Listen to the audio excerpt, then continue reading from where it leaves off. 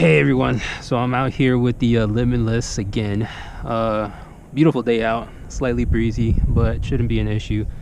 But I'm excited about this video because I'm actually doing something a little different. Always coming out here doing these top speed runs just to get an idea where the car's at. Obviously I did it with the Vendetta and Limitless on 6S. But I've actually been wanting to do this for some time now.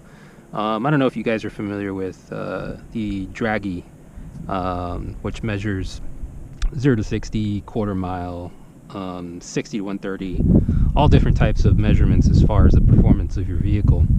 Well, I've actually wanted to put it in an RC car, and the Limitless chassis actually works out perfectly for it, because I'm actually able to put a phone inside, which you actually need a phone because you need the application that comes with the draggy. You download it to your Android or iPhone, Apple iOS, and from there you can just kind of set it up. It basically, again, goes through the 0 to 60, 0 to 100. Well, 0 to 100 is something that you have to customize and set up in there, but it does 0 to 30, 0 to 60, quarter mile, half mile, 1 mile, whole bunch of different options to look at, and they even do track times as well for your vehicle.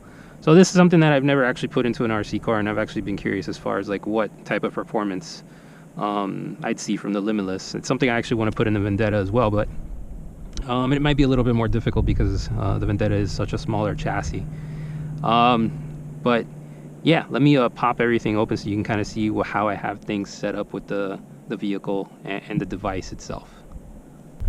Alright, so this is how everything's set up. I have the draggy put where I normally put the GPS, and this is the draggy itself. It's just, let me pop it off so you guys can see what I'm talking about.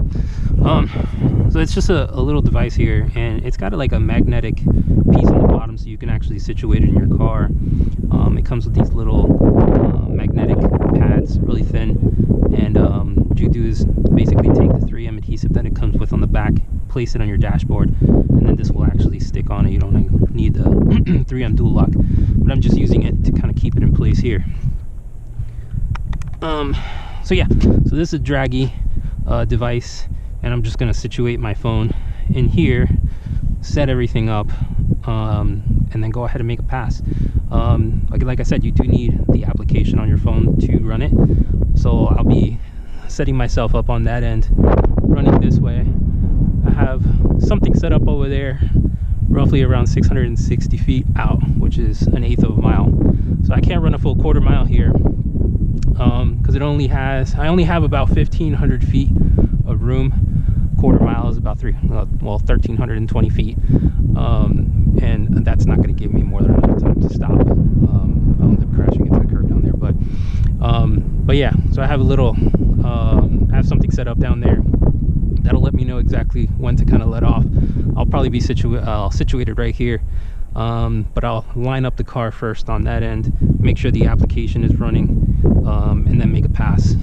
So yeah, it'll just basically be tracking 0 to 60, 0 to 30, 0 to 100, and the 1/8 mile. So those are the ones that I really want to track with this. It's still on 6S. Unfortunately, I ordered the 4S lipos from China through China Hobby Line, and I don't know if it's coming in on a hot air balloon. I don't know what the situation is. Just cracking a little joke. But yeah, I don't know what's taking so long. It's still in transit. It's been in transit since the beginning of the month, so hopefully that comes in soon. But yeah, let me get everything tightened up here, put my phone, make sure it's secure, and I'll get everything going. Also, one more thing, I did set up the launch control. Previously on my last runs that I did on 6S, I have it situated where it's lined up right in the middle. If you turn it all the way down, it's off. If you turn it all the way up, that's at the slowest. Basically it builds up speed roughly around 5 to 6 seconds it takes. For the pass that I made, I have it situated right in the middle, so it probably takes around 2 to 3 seconds to hit full speed. So where I'm going to actually set it is I'm going to kind of dial it back a little bit so I can get a little quicker off the line. I might do a couple test runs just to make sure it's actually working perfectly, but I'm expecting that it should work nicely with it just dialed back slightly.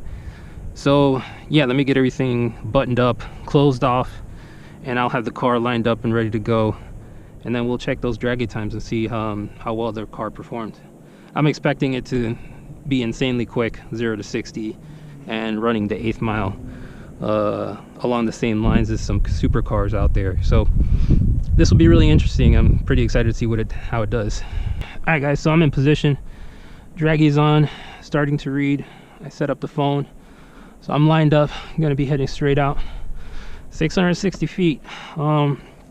Everything is situated with the app. It's on, it's ready to go. So it's just waiting for me to go ahead and go. Everything here is set up where it's reading 0 to 30, 0 to 60, 8th mile. And like I was saying, this thing is extremely accurate. So this device is actually falls in line with a lot of the performance that you see in other manufacturers that produce these type of devices. Like Road and Track, Car and Driver, use these meters to kind of judge the 0 to 60 quarter mile performances of their cars that they test. So this device is right on par with those. I'll provide a link for the device, so if you guys are interested to pick it up, you guys can go ahead and pick it up. So yeah, let me get everything closed up here and we will make a pass. All right, so we are lined up. I was gonna go to the side, but I'll just stay right here and do it. Hopefully everything lines up as far as my alignment. So yeah, let's go ahead and give it a test.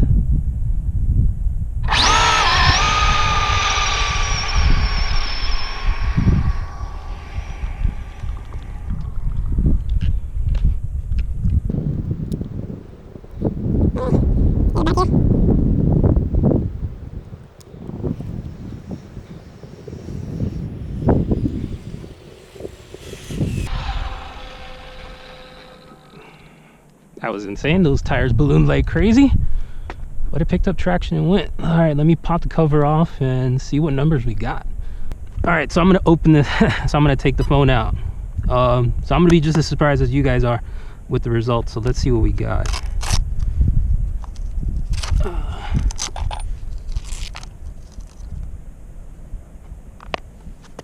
All right.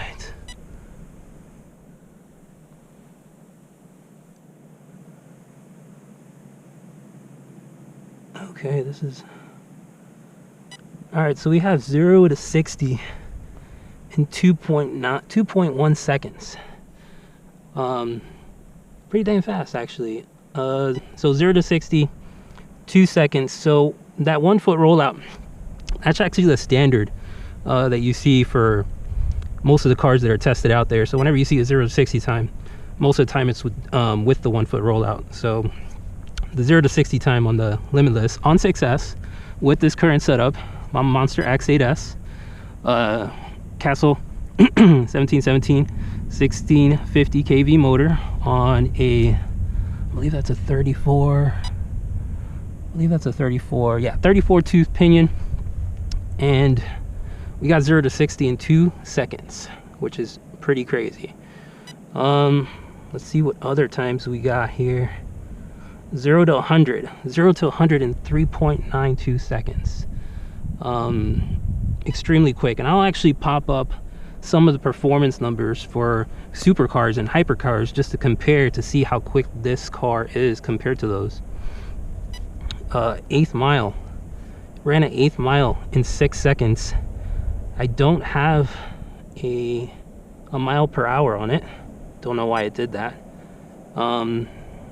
I'd be curious what the mile per hour on that was. But yeah, it ran a 6 second 8th mile. Yeah, kind of disappointed that it didn't pick up a mile per hour there. But yeah, 6 second 8th mile. Really, really impressive.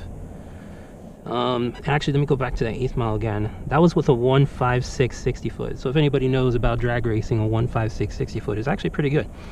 And you guys saw here, and actually kind of, you guys can take a look, that car was spinning most of the way, but actually had it dialed in pretty good, so it was pretty straight.